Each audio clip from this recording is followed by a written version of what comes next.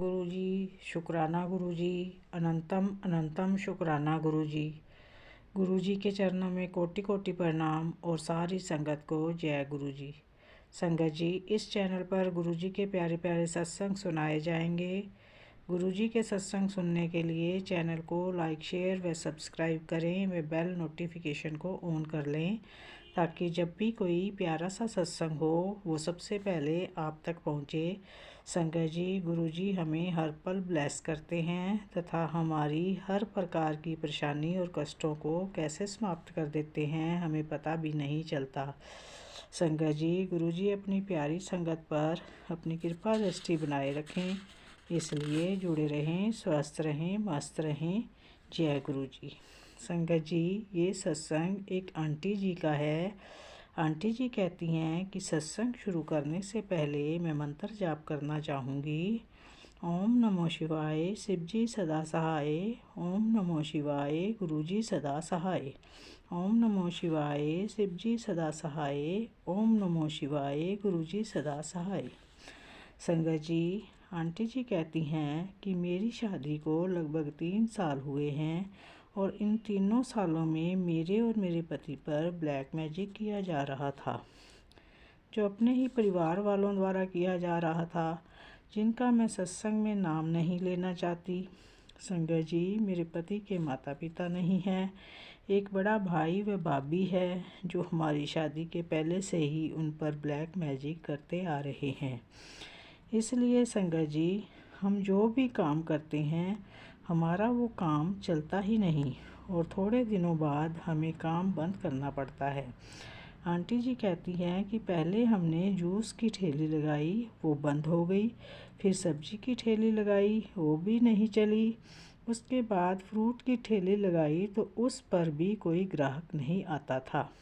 संगत जी, हम जितना पैसा माल पर लगाते वो सारा बेकार हो जाता और हमारी सारी सब्जियां और फ्रूट ब्लैक मैजिक के कारण कुछ समय बाद ही ऐसे सड़ जाते जैसे वो कई दिन से पुराने हों। संगत जी, ऐसे में मेरी तबीयत भी ख़राब रहने लगी। तो जब मैंने डॉक्टर को जांच कराई तो मुझे गंभीर बीमारी डायग्नोज हुई।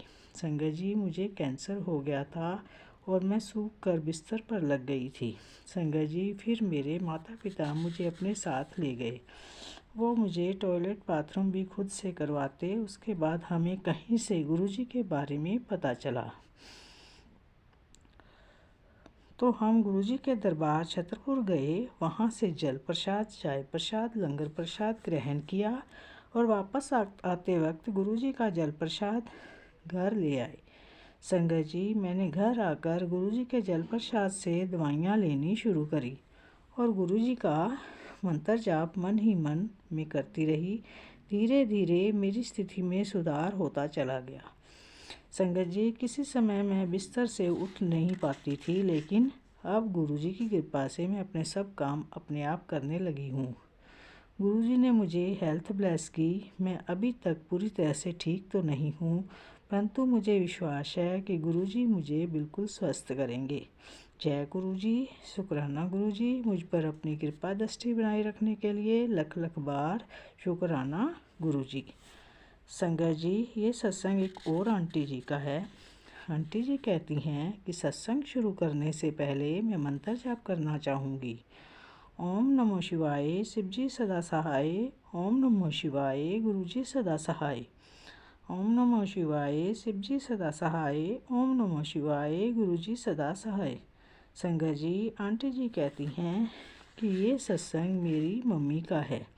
संगत जी, मेरी मम्मी कुछ समय से मेरी मम्मी का व्यवहार कुछ बदला हुआ सा था। वो सारा दिन घर को धोती रहती, दिन में 8-10 बार नहाती रहती और हमारे शूज़ और बैग धोती रहती। इस बात से मेरे पापा बहुत परेशान होते और उन्होंने मम्मी को मेंटल हॉस्पिटल में दिखाने का निर्णय कर लिया। एक दिन मेरी मम्मी को गुरुजी ने दर्शन दिए और उन्होंने मेरी मम्मी से कहा, ये अपनी ऊट पटांग हरकतें करना बंद कर, मैं अभी बताऊं तुझे। गुरुजी ने ऐसा डांट कर कहा तो उसके बाद मम्मी पर गुरुजी की कृपा हुई और वो धीरे धीरे ठीक होने लगी। अब वो पहले की तरह व्यवहार नहीं करती। संगत जी, आंटी जी का एक सत्संग और है।